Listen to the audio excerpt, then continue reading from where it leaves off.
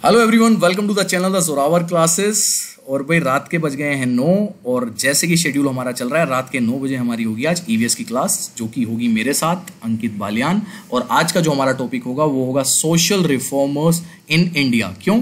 क्योंकि ये टॉपिक जो है आपके सिलेबस में दिया हुआ है ईवीएस के। ये ईवीएस का आपका ईवीएस का सिलेबस है। इसमें देखिए सोशल रिफॉर्मर्स ऑफ इंडिया यहाँ पे एक दिया हुआ है, जिसमें हमने 5 ईयर्स प्लान पहले ही कंप्लीट कर लिया। पॉपुलेशन ग्रोथ इन इंडिया यानी कि सेंसस 2011 पहले ही कंप्लीट कर लिया है। अगर आप फर्स्ट टाइम हम लोगों से जुड़ रहे हैं, अभी आज फर्स्ट टाइम देख रहे हैं इस वीडियो को, अब आपने कुछ टाइम पहले देखना स्टार्ट किया है, तो आप इन दोनों वीडियोज़ को हमारी केवीएस की ईवीएस की जो प्लेलिस्ट है उसमें जाके चेक कर सकते हैं। दोनों बहुत ही अच्छी वीडियो हैं। सेंसस से लास्ट ईयर जो है 2018 में 4 क्वेश्चन बने थे, 5 ईयर प्लान से 1 क्वेश्चन आया था। तो 20 में से 5 क्वेश्चन तो आपके सिर्फ 2 टॉपिक से आए थे। ये 2 टॉपिक हम कवर कर चुके हैं। आज हम करने वाले हैं सोशल रिफॉर्मर्स ऑफ इंडिया। उसके साथ साथ मैं बता दूं आपको, ये आपका एक चैप्टर है, चैप्टर नंबर 9 क्लास 8 में। उसका नाम है आपका जस्ट मिनट, यस, इस चैप्टर का नाम है आपका वुमेन कास्ट एंड रिफॉर्म। ये आपको चैप्टर नंबर 9 है और ये आपको मिलेगा क्लास 8 में, हिस्ट्री में। ठीक है, तो इस चैप्टर को आप जरूर पढ़ लेना। छोटा सा चैप्टर है, 5-10 पेज का है, क्योंकि इसमें जितने भी सोशल रिफॉर्मर्स है ना आपके, वो सारे इसमें दिए हुए हैं बड़े अच्छे तरीके से। और लास्ट में इन्होंने एक ना समरी टाइप भी दी हुई है। ये देखो, ये समरी टाइप भी दी हुई है। किसने क्या किया था? ये देखिए, रामकृष्ण मिशन है इसमें, विवेकानंद का ब्रह्म समाज है इसमें, राजा राम मोहन राय का की स्थापना कब हुई थी, सारा प्रार्थना समाज है इसमें, सब कुछ दिया हुआ है। वेदा समाज, अलीगढ़ मूवमेंट जो हुआ था उसके बारे में है ना, सभा मूवमेंट कब हुई थी, तो ये भी जरूर पढ़ लेना। ये सारी चीजें इंपॉर्टेंट है ना। अब आ जाते हैं अपने क्वेश्चंस पे। एंड फ्रेंड्स, जैसे कि आपने देखा होगा, जैसे कि मैंने कल बताया था, आप लोगों को डिस्कस किया था कि सुबह 9 बजे से आपकी आज की क्लासेस स्टार्ट हो जाएंगी और हमारी 5 क्लासें रहेंगी डे। सुबह 9 बजे आपकी सीडीपी क्लास दिव्या मैम ने ली, अच्छी क्लास गई, आप लोगों को बहुत पसंद आई, रिस्पॉन्स बड़ा अच्छा रहा। उसके बाद 12 बजे की जो क्लास थी वो हिंदी की क्लास थी बाय वीके सर, वो भी बड़ा अच्छा रिस्पॉन्स था, आपको अच्छी आई, अच्छा लगा आपको सर से पढ़ना। 3 बजे हमेशा की तरह जैसे सत्यम सर साइंस पढ़ाते हैं, वो साइंस की क्लास रही हमारी, हमेशा की तरह अच्छा रिस्पॉन्स। उसके बाद 6 बजे वाली जो क्लास थी हमारी पृथ्वी सर की मैथ्स की, वो थोड़ी सी हल्की सी ढीली पड़ गई। उसका रीज़न था एक, सर ने अपनी तरफ से पूरी कोशिश की थी, लेकिन उनका जो वॉइस ओवर था ना, वो थोड़ी प्रॉब्लम रही। तो रिसोर्सेज की सर के पास थोड़ी कमी है, वो 1-2 दिन में सर शॉर्ट कर लेंगे। उसके बाद सर आपको अच्छे से मैथ्स पढ़ाएंगे जिसमें आपको प्रॉब्लम नहीं आएगी, और वो तरीका थोड़ा सा चेंज करेंगे। आज थोड़ा उनका अलग तरीका था, लेकिन उन्हें थोड़ा सा टाइम दीजिए आप, क्योंकि फर्स्ट टाइम इस तरीके से ऑनलाइन प्लेटफॉर्म पे आगे इतने बच्चों को पढ़ा रहे हैं, तो थोड़ा सा तो भाई हेजिटेशन तो होता है ना। तो सर को दीजिए। सर की मैथ्स मैं आप लोगों को बता दूं बहुत अच्छी है, क्योंकि कुछ बच्चे मेरे को कमेंट कर रहे थे कि सर की मैथ्स समझ नहीं आई। वो फर्स्ट टाइम इस तरीके से इस प्लेटफॉर्म पे पढ़ा रहे हैं, इस वजह से थोड़े से नर्वस और हेजिटेट थे, इसी वजह से आवाज़ थोड़ी कम थी, वॉइस में ज़्यादा प्रॉब्लम थी, ऑडियो में प्रॉब्लम हो रही थी। बट वो इन सबको ओवरकम करके अच्छे से 1-2 दिन में निकल के आएंगे, और आप लोग देखना कि कितने अच्छे से वो आपको मैथ समझाते हैं। और रात को 9 बजे हम आपके साथ हैं यहाँ पे ईवीएस को लेके। तो 5 क्लासों का जो मैंने आपको शेड्यूल दिया था, वो हमारा मंडे टू फ्राइडे चलेगा, सुबह 9 से रात के 9 तक। अब सर आप कहेंगे कि सर करंट अफेयर्स की क्लास, हाँ जी, करंट अफेयर्स की आपकी 6ठी क्लास रहेगी, वो रात को 10 बजे आएगी। आज इस क्लास के बाद आपकी रात को 10 या 10:30 बजे आपकी करंट अफेयर की क्लास रहेगी, वो आपको व्हाट्सएप पे डिटेल दे दी जाएगी। और अगर आप फर्स्ट टाइम हमारे चैनल से जुड़े हुए हैं तो 8638008832 इस नंबर पे सिंपल सा मेरे को अपना नाम लिख के भेज दूं, ताकि हम जो ये केवीएस की प्रिपरेशन कर रहे हैं for the post of PRT and TGT, इसमें आपके ब्रॉडकास्ट चैनल में आपको जोड़ दिया जाए। इस नंबर पे अपना नाम लिख के भेज दें। नीचे आपको टेलीग्राम चैनल का लिंक मिल जाएगा केवीएस प्रिपरेशन के नाम से, आप उसके साथ भी जुड़ जाएं। साथ में वहां पे आपको पीडीएफ वगैरह देना हम स्टार्ट करेंगे। ठीक है जी, चलिए आज का जो टॉपिक है वो स्टार्ट करते हैं। सबसे पहला क्वेश्चन लेते हैं, विच of the following is not correctly matched. ये हम सोशल रिफॉर्मर्स के बारे में पढ़ रहे हैं, जो आपके ब्रह्म समाज थे, प्रार्थना समाज थी, अलीगढ़ मूवमेंट, आर्य समाज, और भी हमारे पास बहुत कुछ था, देवबंद आंदोलन था, है ना। तो ये सारी चीजें थी, जितने भी हमारे रिफॉर्मिस्ट थे और हमारे रिवाइवलिस्ट थे, जितने भी मूवमेंट हुए थे वाले, इन सब के बारे में क्वेश्चन है। तो इनमें से कौन सा मैच नहीं कर रहा है? नॉट मैच्ड, है ना, मेल नहीं खाता है इनमें से। जो ब्रह्म समाज थे वो रिफॉर्मिस्ट थे क्या? वो सुधारवादी थे ब्रह्म समाज। उसके बाद जो प्रार्थना समाज था वो रिफॉर्मिस्ट था। प्रेरणा समाज जो है वो सुधारवादी आंदोलन था क्या? अलीगढ़ मूवमेंट जो है वो रिफॉर्मिस्ट थे, अलीगढ़ मूवमेंट वाले सुधारवादी थे। उसके बाद आर्य समाज जो है वो रिफॉर्मिस्ट थे। ये जो आर्य समाजी हैं क्या वो सुधारवादी थे? तो मैं आपको बता दूं, यहाँ पे 2 तरह के मूवमेंट्स होते हैं, एक होता है हमारे रिफॉर्मिस्ट मूवमेंट और एक होते हैं हमारे रिवाइवलिस्ट मूवमेंट, रिवाइवल करना। ठीक है, एक तो हो गया हमारा रिफॉर्मिस्ट और एक होता है हमारा रिवाइवलिस्ट। ठीक है ना। तो ये ध्यान रखना, इन दोनों में फर्क बता देता हूं मैं आपको। रिफॉर्मिस्ट तो वो होते हैं जो कि करंट सिचुएशन में अगर कुछ हमारी जो कल्चर है, करंट सिचुएशन है, उसमें कुछ गलत काम हो रहे हैं, इविल काम हो रहे हैं, उनको बदलना, उनमें सुधार करना। जैसे कि आपको पता होगा कि सती प्रथा जो है राजा राम मोहन राय ने आके बदली थी, तो ये ए ऑप्शन तो सही है कि ब्रह्म समाज जो है वो रिफॉर्मिस्ट थे, सुधारवादी थे, ठीक है ना। तो इसी तरीके से, और फिर वो जो रिवाइवलिस्ट होते हैं आपके, जो पूर्ण उत्थानवादी से हम हिंदी में बोलते हैं, वो होते हैं जो कि हमारा कल्चर जो हम भूल गए हैं। जैसे मैं आपको एग्जांपल दूं कि हमारे वेद पुराण थे, जो हम उनको भूल के क्या किया था, जब अंग्रेज आ गए थे तो अंग्रेज के कल्चर को देखने लगे थे, सीखने लगे थे अंग्रेज के कल्चर को। तो आर्य मतलब कुछ ऐसे समाज, कुछ ऐसे मूवमेंट्स थे जिन लोगों ने पूर्ण उत्थान किया था, रिवाइवल किया था हमारी पुरानी जो संपदा है, पुराना जो हमारी सभ्यता है उसको। तो जैसे कि हम वेद पुराण भूलते जा रहे थे, लेकिन वो लोग वापस आए, उन्होंने कहा अंग्रेज आए हैं आप लोगों के देश में, लेकिन वो अभी भी क्रिश्चियनिटी को फॉलो करते, क्रिश्चियन है, अपने भगवान को फॉलो करते, जो उनके पूर्वजों ने सिखाया वो कर रहे हैं। तो हम अपने वेद पुराण क्यों भूले?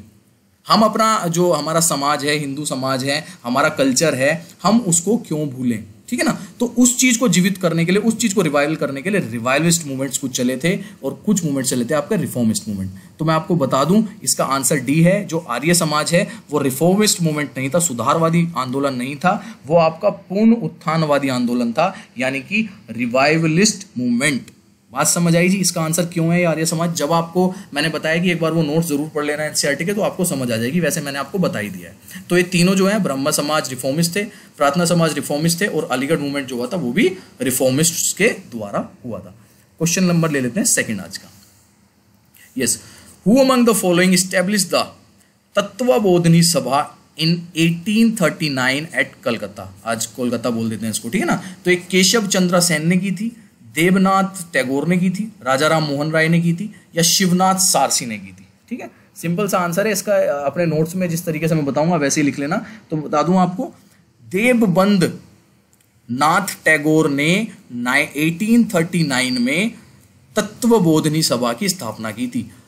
राजा राम मोहन राय ने 1830 में आपकी ब्रह्म समाज की स्थापना की थी। उसके बाद उन्हीं से प्रेरित होकर देवबंद्रा नाथ टैगोर ने 1839 में कलकत्ता में ही, है ना, उन्होंने भी कलकत्ता में ही की थी, इन्होंने भी कलकत्ता में ही 1839 में क्या किया था, तत्वबोधिनी सभा की स्थापना की थी। किसने? देवबंद्र नाथ टैगोर ने। भैया इन्हें अच्छे तरीके से नोट्स में लिख लेना, क्योंकि इसी तरीके के सिंपल डायरेक्ट क्वेश्चन आपसे पूछे जा सकते हैं सोशल रिफॉर्मर्स पे, जो आपका टॉपिक है। क्वेश्चन नंबर ले लेते हैं आज का third. Which of the following is associated with the young Bengal movement. निम्न में से कौन सा युवा बंगाल आंदोलन से जुड़ा हुआ है? अच्छा क्वेश्चन है, ये भी बहुत अच्छा क्वेश्चन है, ठीक है। और इसका आंसर जो है आपका फिरोजियो, है ना, ये ए ऑप्शन होगा। फिरोजियो ने, ये जो है फिरोजियो द्वारा शुरू किए गए आंदोलन को यंग बंगाल मूवमेंट कहा जाता था, और उनके अनुयायियों को फिरोजियो के रूप में जाना जाता था। उन्होंने धार्मिक संस्कारों और अनुष्ठानों की निंदा की और महिलाओं की स्थिति में सामाजिक बुराइयों, महिला शिक्षा और सुधार के उन्मूलन के लिए निवेदन किया। तो ये ध्यान रखना है कि आपका युवा बंगाल आंदोलन यानी कि यंग बंगाल मूवमेंट जो है कहाँ पे, फिरोजियो ने स्टार्ट किया है, ठीक है ना। ये ध्यान रखना है, लिख लेना अपने नोट्स में। क्वेश्चन नंबर ले लेते हैं हम आज का fourth. Who among the following was popularly known as Lokhitwadi. निम्न में से किसे लोकहितवादी के नाम से जाना जाता था? देखो कितने अच्छे, सारे स्टार क्वेश्चन ही हैं, सारे अच्छे क्वेश्चन हैं, और ये सिंपल आपसे क्वेश्चन जो है एग्जाम में पूछे जा सकते हैं। तो मैं आपको इसका आंसर बता दूं, इसका आंसर है आपका गोपाल हरि देशमुख को जो है लोकहितवादी के नाम से भी जाना जाता था। गोपाल हरि देशमुख लोकहितवादी के रूप में लोकप्रिय थे। उन्होंने हिंदू रूढ़िवादी पर शक्तिशाली बुद्धिवादी हमले किए और धार्मिक और सामाजिक समानता का प्रचार प्रसार किया, ठीक है ना। तो ये जो है अपने को ध्यान रखना है। आज का लेते हैं question number 5। Who among the following establishes the Mukti mission in Pune. Again a very important star question. फिर से, पुणे मुक्ति मिशन की स्थापना निम्न में से किसने की है? तो ये सारे क्या है, हमारे सोशल रिफॉर्मर्स ही हैं इंडिया में जो हुए हैं। तो भैया इसका आंसर किसी को पता है तो बताओ, नहीं पता है तो हम बताएंगे। इनका आंसर है जी पंडिता रामाबाई ने, ठीक है। पंडिता रामाबाई ने 1889 में, ये ध्यान रखना है, 1889 में पुणे में आपका मुक्ति मिशन की स्थापना की, जो युवा विधवाओं के लिए एक आश्रम था। जो उनके परिवार द्वारा दुर्व्यवहार किए जाने के बाद उनको निकाला जाता था, मतलब निकाल देते थे ना। तो उसके बाद इन्होंने इस तरीके से पंडिता रामाबाई ने 1989 में इसकी स्थापना की थी। उन्होंने शारदा सदन भी शुरू किया था, साथ साथ में देख लेना, उन्होंने शारदा सदन भी शुरू किया था, जिसमें विधवाओं, अनाथों को आवास, शिक्षा, व्यवसायिक प्रशिक्षण और चिकित्सा सेवाएं प्रदान की जाती थी।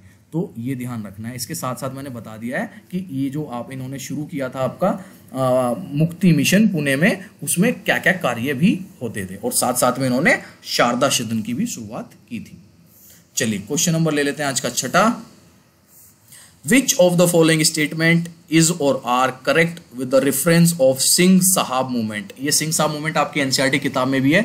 सिंह साहब आंदोलन के संदर्भ में निम्नलिखित में से कौन सा कथन सही है? तो ये कथन सारे पढ़ लो और उसके बाद आंसर कर दो। अगर आपको नहीं पता है तो उसके बाद मैं आपको इसका बता दूंगा। देखिए सबसे पहले देख लेते हैं इसका उद्देश्य सिखों के लिए आधुनिक पश्चिमी शिक्षा है। इनका जो गठन है सिखों में हिंदुओं के पुनरुत्थानवादियों द्वारा की जा रही गतिविधियों का विरोध करने के लिए किया गया था। अकाली आंदोलन इस आंदोलन का एक भाग था। तो मैं आपको बता दूं ये तीनों जो हैं इसी के कार्य थे, ठीक है ना। जो सिंह साहब आंदोलन था उसमें से ये तीनों जो हैं, तो इसका आंसर हो जाएगा हमारा डी। सिंह साहब आंदोलन एक सिख आंदोलन था जो कि 1870 के दशक में पंजाब में ईसाइयों, ब्रह्म समाज, आर्य समाज, मुस्लिम अलीगढ़ आंदोलन की गतिविधियों के खिलाफ शुरू हुआ था। यह आंदोलन एक ऐसा युग में आयोजित किया गया था, एक ऐसे युग में आयोजित किया गया था जब सिख साम्राज्य को भंग कर दिया गया था और अनौपचारिक ब्रिटिश द्वारा जो आपके उपनिवेशिक जो ब्रिटिश थे उनके द्वारा खारिज कर दिया गया था। खालसा ने अपनी प्रतिष्ठा खो दी थी और मुख्य धारा के सिख तेजी से अन्य धर्मों में परिवर्तित हो रहे थे। तो उस चीज को बचाने के लिए सिख साहब आंदोलन जो है 1870 के दशक में शुरू किया गया था, और ये सारी चीजें जो हैं उसको लेकर सही हैं, ठीक है जी। चलिए क्वेश्चन नंबर ले लेते हैं आज का 7th। Which of the following is correctly paired? जैसे फर्स्ट क्वेश्चन था ऐसे ही ये भी क्वेश्चन है। बंगाल रेगुलेशन बैनिंग सती 1830, शारदा अधिनियम या Sharda act 1939, special marriage act 1955, Hindu succession act यानी कि हिंदू उत्तराधिकारी अधिनियम 1956। इनमें से कौन सा जो युगम है वो सही है? अब मैंने आपको बताया था कि जो सती प्रथा पे रोक हुई थी तो 1870 में मतलब वो किया था इसका उन्होंने, राजा राम मोहन नायर ने। तो 30 का तो मतलब ही नहीं बैठता इसका, है कि नहीं। तो इसी तरीके से ना मैं 2-3 क्वेश्चन साथ में लेके चलने हैं। तो मैं आपको इसका आंसर बता दूं, इसका आंसर है हिंदी उत्तराधिकारी अधिनियम जो है 1956 में लागू किया गया था। हिंदू उत्तराधिकारी नियम 1956 भारत के जो संसद है उसका एक अधिनियम है जो हिंदुओं, बौद्धों, जैनों और सिखों के बीच अंतरंग या अनिश्चित उत्तराधिकारी से संबंधित कानून को संशोधित करने और संहिताबद्ध करने के लिए अधिनियम बनाया गया है। यह अधिनियम एक अधिनियम में उत्तराधिकार और उत्तराधिकारी की एक समान और व्यापक प्रणाली देता है। इसलिए जो है ये आपका हिंदू उत्तराधिकारी अधिनियम, तो इसको अपने नोट्स में इसी तरीके से लिख लेना कि हिंदू उत्तराधिकारी अधिनियम 1956 में आया था, ठीक है ना। और क्वेश्चन काटने मैंने सिखा दिए कि बंगाल का जो सती प्रथा थी वो उस पर प्रतिबंध जो है 1830 में तो लग ही नहीं सकता, क्योंकि शुरुआत जो है उसकी उससे बाद में हुई है। क्वेश्चन नंबर ले लेते हैं 8। द पेरिस रिफॉर्म मूवमेंट रहनुमाई मजदेसन सभा religious form association was founded in which year? Again good question, और इसका आंसर है आपका 1851, ठीक है। तो याद रखना है पारसी सुधार आंदोलन रहनुमाई मजदेसन सभा धार्मिक सुधार संघ की स्थापना किस वर्ष की गई? 1851 में की गई। दादाबाई नरोजी, जेबी वाचा, एसएस बंगाली और नरोजी फुरदेव जी जैसे पश्चिमी शिक्षित प्रगतिशील पारसियों ने 1851 में रहनुमाई मजदियासन सभा धार्मिक सुधार संघ की स्थापना की थी। इन सब ने मिलकर संघ का मुख्य उद्देश्य था सामाजिक स्थिति का पुनः निर्माण करना, पारसी और पारसी धर्म की पुनः स्थापना करना। ये इसका जो है आपका मेन जो कार्य था, मतलब अगर कहूँ कि मेन ऑब्जेक्टिव जो था इस एसोसिएशन को बनाने का, ठीक है ना, 1851 में। और ये किसके द्वारा की गई थी? दादाभाई नौरोजी, जेबी वाचा, एसएस बंगाली और नौरोजी फुरदेव जी, इन सब के द्वारा जो है ये फाउंडेड किया गया था 1851 में। 9th क्वेश्चन ले लेते हैं आज का। Who among the following founded the Nirankari movement? निम्न में से किसने निरंकारी आंदोलन की स्थापना की? अब ये सारे क्वेश्चन देखो, क्या इनमें से कोई भी क्वेश्चन नहीं आ सकता आपके एग्जाम में? ऐसे का ऐसे उठा के आ सकता है। तो इसका आंसर है बाबा दयाल दास। ठीक, ये ध्यान रखना है जी। बाबा दयाल दास ने जो है निरंकारी आंदोलन की स्थापना की। उन्होंने भगवान की पूजा निरंकार के रूप में की थी, तो इस वजह से अपना जो है इनकी स्थापना बाबा दयाल दास जी है उनके द्वारा की गई है। आज का लास्ट क्वेश्चन ले लेते हैं हम। Who among the following founded the Namdhari movement? निम्न में से किसने नामधारी आंदोलन की स्थापना की? ये भी फिर से आपका एक अच्छा क्वेश्चन है, इंपॉर्टेंट क्वेश्चन है, और इसका आंसर है आपका बाबा राम सिंह।